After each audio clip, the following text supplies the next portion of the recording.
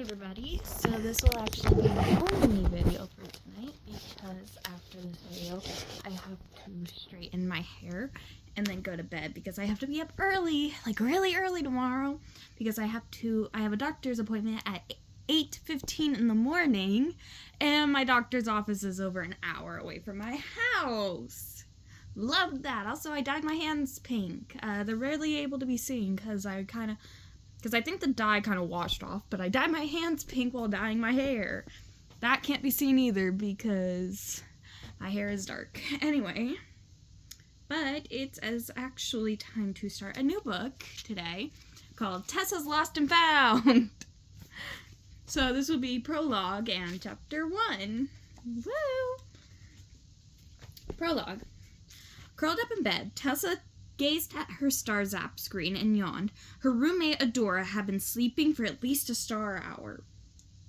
But Tessa needed to get a holo mail out on the school's Zap app 3C, otherwise known as the Cosmic Communication Center. The system had mail calendars, announcements, holo textbooks, and grades that were constantly updating. Right then, Tessa was writing to her Wish World Relations teacher, asking for an extension on a holo paper. Tessa added a few words, then abandoned the holo mail once again to peek at her grades in a different class. Wish fulfillment. Maybe the stars had aligned and Professor Eugenia Bright had changed her grade since the last time she checked, about 15 star minutes earlier. Nope, there it was, exactly the same grade as before. A for almost glowing, 2 grades below the perfect I for illumination. Definitely not what she was aiming for. Really though, Wish World fulfillment was the least of Tessa's concerns. She had to focus on Wish World relations, but first she decided to check the scores for the Glowing Lion Starball team and see how Astra had fared in the latest game. Moonberries, she moaned. They had lost to the Twinkling Twinkleopes by half a hydron. Next, she scrolled through some announcements. That's interesting, Tessa said aloud. The Stardarlings band's biggest rival was holding another audition. No wonder, she thought, a little gleefully. Another Starling must have quit the group. A girl named Vivica was its leader, and no Starling with even a flounce of talent would stick with her band. The way Vivica and her friends treated others was downright mean. Now what? Tessa wondered. What should she click on next? Oh, that Wish World Relations holomail. This time for sure she wouldn't get distracted. She finished the letter, but first she read over what she had already written. Star greetings, Professor Margaret Dumar. She thought she had gotten farther than she hadn't gotten as far as she thought. She nibbled one of the astro muffins she kept by her bedside and in a burst of energy continued. I'm writing this holo letter while everyone else is sleeping. I should be sleeping too, but I'm staying up late to try and finish my holo paper. Being human. Of course, I know that witchlings call themselves humans.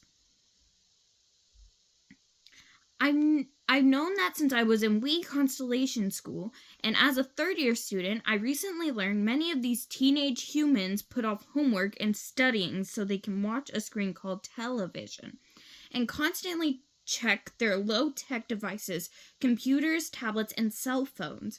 I've absorbed this information as well. I have seemed to have developed some of these traits myself. I've put off this paper, and now with star apologies, I must tell you it's going to be late. Would it be possible to have an extension, maybe another star week, until Dodo Day? I don't mean to make star excuses, but unlike my Wish World counterparts, I have valid reasons for being so late. First, there's super secret Star Darlings class we take to prepare for our wish missions. Special class I have to take for extra help. It requires a lot of outside the classroom work, and I can't always judge the timing. Often, Lady Stella calls us together unexpectedly, and sometimes we meet on our own. Just the other Star Day, we talked about all the strange happenings on campus and on Starland, the basics of a successful wish mission. Specifically, we discussed how Lady Stella tells us there's nothing to worry about, but Starland has several blackouts. However, how to recognize that you have correctly identified your wisher. how Scarlet was kicked out of the SD group and replaced by Ophelia, when it turned out Ophelia desperately needed Scarlet's help. Lady Stella explained that Scarlet was back in and Ophelia was out. And most shocking, how Ophelia later disappeared and just told us that she was lying the whole time and that Lady Stella had put her up to it. How to ask probing yet innocent questions to determine your wisher's wish. How all the SD roommates were fighting because of the poisonous flowers someone mysteriously placed into our rooms. How to keep an eye on your countdown clock so you don't miss your wish window. How Star Kindness Day was ruined by negative energy when holotext's compliments were replaced by insults. How to erase your wisher's memory once the wish is granted and wish energy successfully collected. How all the Star Darlings were acting odd because we were wearing special nail polish, probably made with negative energy. My reaction? Everything tastes like moonberries. How to return to Starland safely when your mission is accomplished. There's so much material to cover, in fact. The girls have an early meeting in my room. The future of the Star Darlings, our grades may hang in the balance. Starfully yours, Tessa. And with those last words written and her real thoughts deleted, Tessa finally fell asleep. So there are some parts of this that were crossed out. Like, I tried to break them up. Like, my real voice is the ones that are crossed out, and Tessa's voice is more along the lines of, you know, what she sent to her teacher. The next morning should have worked out perfectly for Tessa. All the Star Darlings were coming to her and Adora's room for an important meeting, and she was totally prepared. Even though she stayed up late working on her holopaper and excuse note, Tessa had set the alarm on her stars app for an extra early wake-up time. Before morning, the alarm buzzed her favorite childhood tune, Old Mick Starlight Had a Farm. Anyway, she took her sparkle shower in record time, not losing track of Starmans the way she had usually did. She finished so quickly, in fact, Adora was still sleeping soundly when she went back to the room. So Tessa tidied her ultra plush bed covers and smoothed her soft as a cloud rug. Both came from Bed Bath & Beyond the Stars' exclusive line of luxury items. Perfect for Tessa, who liked to surround herself with sumptuous comfort. Then she pulled down the outfit she'd laid out the night before, an emerald green and ocean blue striped sweater dress, I'm tired. Sweater dress that swirled around her knees. It matched Tessa's long wavy hair perfectly. Quickly, Tessa checked her stars app to make sure she was still on schedule. Yes, she was doing great. She picked up her star brush to sweep her bangs to the side. There was just one more thing to do before the Star Darlings came over. Tessa caught sight of the headboard over her bed, and everything fell apart. The headboard was really one big hollow screen, and Tessa was drawn to it like solar metal to a magnet. Intentionally, Tessa had used the screen to care for her virtual pets. She left creatures of all sizes, shapes, and glows, but then she programmed the screen to show her family farm in real time. Real creatures in real action. Tessa and her younger sister Gemma, also a Star Darling, were from Solar Springs, a tiny town of gently rolling hills. A small number of families lived on simple farms nestled in valleys. It was a lovely spot, but the town had just one general store that sold only the basic items, like tooth lights and star brushes. When Tessa wanted that star-amazing luster lotion for her skin, or the glitz gloves that felt soft as shimmer butter, she had to put in a special order. Except for that, Tessa loved her farm life.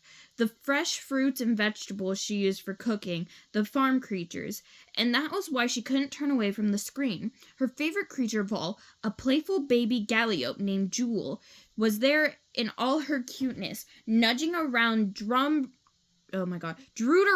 bush along the ground like a ball. The deep purple creature was all spindly legs and long neck, with a glow feathery mane and tail. Tessa had seen hollow pictures of Wishworld ponies. She agreed they resembled Galliopes, but she doubted that they could hold a glow stick to Jewel in charm alone.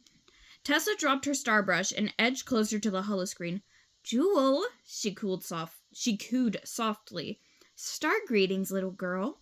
If Jewel was in the right mood, she could step out of the screen, or at least her image could, and be virtually close to Tessa. Hoping that would happen, Tessa tapped the bottom of the screen, and a virtual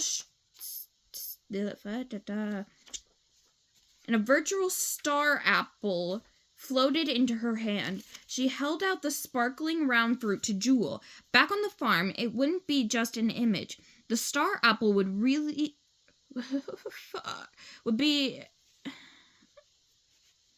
wouldn't be just an image. The star apple would be real and crunchy and sweet. Jewel whinnied, stepped out of the screen, and nuzzled Tessa's neck. I could do this all Star Day, Tessa said with a giggle. Maybe you could, but you really shouldn't, said Adora. Tessa looked across the room. Adora had gotten up and dressed without her even noticing. Everyone will be here in a sec, so pick up your star brush and finish getting ready. Tessa ignored her, putting her arm around Jewel. I don't like being told what to do, she whispered, as if the Galliope could understand. You think after rooming together for so long, Adora would know that. Sighing, Adora picked up Tessa's star brush and placed it on the nightstand. Come on, Tessa. I put away all my test tubes and experiments. Even that new lip sparkle I'm working on. The one that actually shoots out sparks. Adora spoke as calmly as ever. Tessa had rarely seen her ruffled or emotional, and they generally got along. But Tessa had cleaned up. What was one little star brush in the grand scheme of things? Still, the Star Darlings were coming over. Tessa waved goodbye to Jewel, and the Galliope stepped back into the screen. See you soon, little girl. Next time we'll play, and we'll Starland to Tessa. Adora snapped her fingers in front of Tessa's face. The Star Darlings meeting is knock knock, sang Leona from the other side of the door. Now, Adora finished, nodding toward the door so it slid open quickly. The other 10 Star Darlings walked into the room and settled on beds, chairs, and rugs. Oh, Tessa, Gemma said, disappointment in her voice. She eyed Tessa's cleared-off table. I thought for sure you have a whole breakfast spread for us. Tessa groaned. That's what she had been planning to do before she was distracted by Jewel. She had been about to bake breakfast treats in the micro-sap. Scarlet shook her head empathetically, her dark hood falling to her shoulders before she quickly put it back up. Breakfast is not important, she said briskly. I hate that word. We'll have plenty of time to go to the Celestial Cafe after the meeting. Wrong voice. Still, we could have met a little later, Piper said wistfully, covering up a yawn. Tessa knew Piper liked to rest more than the average starling. No, the meeting now makes the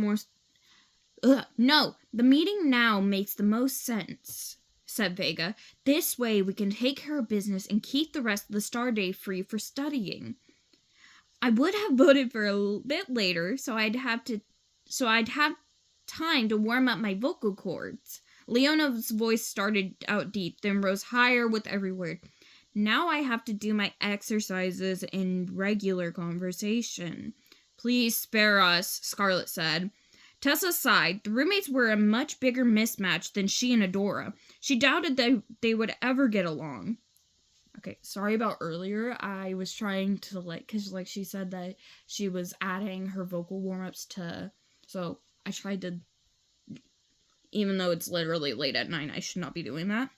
Cassie held up a hand and everyone quieted down. She was the smallest starling of the group, but her words carried great weight. The fact is, spies could be anywhere on campus. I don't know whom we can even trust, not even Lady Stella.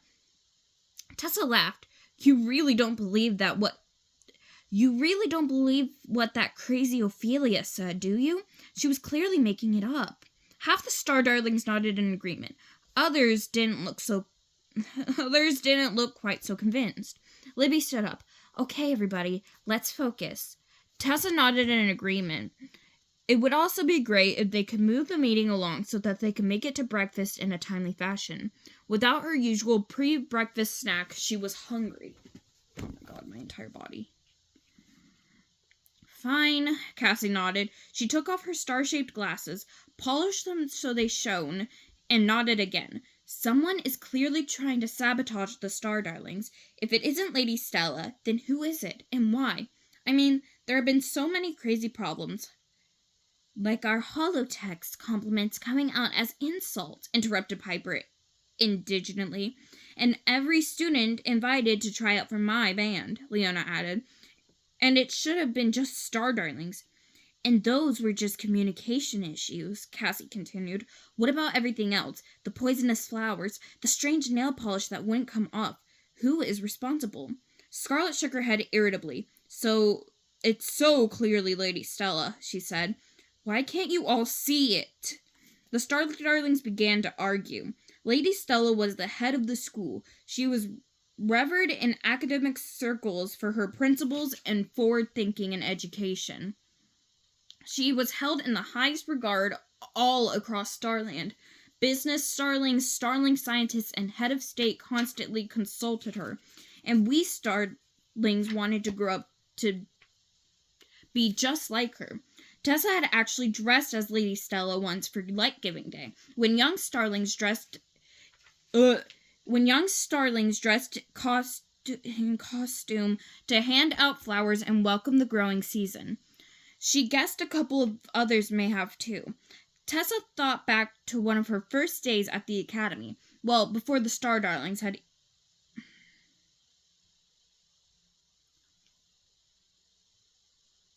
Okay. Tessa thought back to one of her first days at the academy, well before the Star Darlings had been formed. She had been curled up in a chair in the Lightning Lounge, holotexting Gemma back home and feeling homesick. Lady Stella had come over and sat down next to her. She seemed to know all about Tessa without Tessa saying a word. And she led her on a tour of the Celestial Cafe kitchen, where Bop-Bop cooks and waitstaff worked. You can come here anytime you like, she had said, and cook, bake, or just relax. Why does my ankle hurt? The Bop-Bots will be informed. Then they sat in a corner and munched on Astro Muffins together. Moonberry for Lady Stella. She said they were her favorite. And Lolo fruit for Tessa. Lady Stella couldn't be capable of any wrongdoing whatsoever. Scarlet, you're going galactic, said Libby, apparently agreeing with Tessa. The person or people responsible don't even have to be part of Starling Academy. He or she could be from outside the school. I doubt that, Cassie said nervously. Whatever is doing this would need to be here full time, and Lady Stella is here 36/8. You're both going galactic, Sage said to Scarlet and Cassie. Lady Stella has been Lady Stella has been Star Mendus to each and every one of us. Well, count me out of that lucky star group, Scarlet shot back. Here's a fact for you. My grades were switched with the dimwit Ophelia, so I'd be kicked out of the Star Darlings. Who else would have been able to do that? And why would Ophelia lie? The girls fell silent. It was hard to disagree with Scarlet. Plus, she could easily go supernova. Tessa looked at Leona, who stood up to Scarlet regularly, but Leona had been uncharacteristically quiet. Then Tessa glanced at Gemma. What was her sister thinking? She, too, had been quiet. Okay. Well, lots of starlings could have access to records, Tessa said finally. What about the Bop-Bop guards? They have access to every room on campus. Gemma finally spoke. That's right. Once when I was walking around the teacher's lounge, I was hurrying really fast down the hall. I can't even remember why I was there. Maybe because I had to go to the Radiant Rec Center, and I was a little nervous because I had never... Get to the point of the story, said Scarlet. Well, there was a Bop-Bop repairman outside the lounge door, stooping over. He could have been trying to listen in. Or fix the hand scanner, said Scarlet. Lady Cordial keeps close watch on all Fucking hell. Lady Cordial keeps close watch on all the comings and goings in that hall, Cassie noted, because the admissions office is there. She noticed anything strange, so forget about the Bop-Bot, she sighed. Lady Stella clearly set up the whole Scarlet Ophelia switch. She told me Ophelia was an orphan. She lied, and as we all know, Ophelia was never even an orphan. Oh my god. Ophelia was never even in an orphanage. Scarlet leaned closer to Sage with an almost compassionate expression. I was fooled too for a long time. A shadow passed over her face. Ooh, dark. But Lady Stella pulled the glimmer silk over my eyes. Finally, Leona spoke up as if she'd been weighing the information and had made up her mind. Well, I spent the most time with Ophelia of all of you, and frankly, I think she's telling the truth. But why would Lady Stella want to sabotage our missions? Vega asked. It doesn't make sense. The missions were her idea to begin with. The girls all spoke at once. Maybe she wants Starling Academy to fail so she can start a new school. Maybe she wants to move to Wish World. Maybe she's just a hologram and the real Lady Stella is being held captive in one of the underground caves. Tessa shivered. The last comment, which had come from Piper, was especially creepy. I don't know why she's doing it, said Scarlet, but we have to confront her, and soon. I just don't believe it, said Tessa stubbornly. I need real proof. I don't believe it either, Sage said. The room fell silent. The girls eyed each other nervously. No one knew what to say, but then Tessa's stomach rumbled loudly. Gemma laughed, breaking the tension. I'd say we've talked enough for now. It's time to eat, said Tessa. That was the wrong voice. Oh well. Cassie nodded and stood up. Before we confront anyone, she said to Scarlet, we should do more sleuthing. Then she turned to Tessa. And you're right, of course. We should all go to breakfast. Cassie is smart, Tessa thought as everyone left the room, even if she does suspect Lady Stella. And she's read all those detective books her uncle wrote. She must know about sleuthing. She stood close to Cassie, find out what's really going on, and put in her 2 stars to defend Lady Stella whenever she could. Tessa stepped onto the cosmic transporter, careful to get in place behind the younger Starling. Cassie and Scarlet were standing side by side, whispering. Tessa edged closer, trying to listen. It's not like I'm really eavesdropping, she reasoned. We're all just heading to the Celestial Cafe at the same time. But all she heard was mumble mumble Lady Stella, mumble mumble Leona, mumble Ophelia, mumble mumble mumble. Nothing new there. Then Cassie said, Star Caves, loud and clear. Scarlet gave her a shut your stars look. Later, the older Starling whispered harshly. Thought Tessa. Now that was interesting. They must think the secret underground tunnels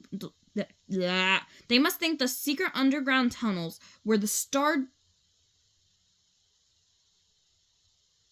Oh my god! They must think the secret underground tunnels where the special Star Darling's wish cavern was hidden held clues. Maybe, suddenly, the star above the Celestial Cafe dimmed, signaling that breakfast was about to end. Tessa forgot about the caves. She took off past the other starlings, thoughts of warm Astro muffins and tinsel toast filling her head. Chapter 2. Anyone else notice that Astra and Clover never really got a say in things? I'm also trying to think of who else might not have gotten a say. Because Sage, Cassie, Libby, and Gemma all got one. Vega and Piper got a say. Clover and Astra didn't. Adora maybe, but that's really it. Because Adora did say stuff in the chapter, but like, she said more stuff to Tessa than the other girls. Bro. Like, not all the Star Darlings got a say in that conversation. Also, notice how they're kind of being unfair to the second years. Anyway, but yeah, that was the first 2 chapters of Tessa's Lost and Found. We are finally in the home stretch, people, because after this book, we only have 3 more books to get through, unless you count Good Wish Gone Bad and Stealing Starlight. Yay. So I will see you guys later.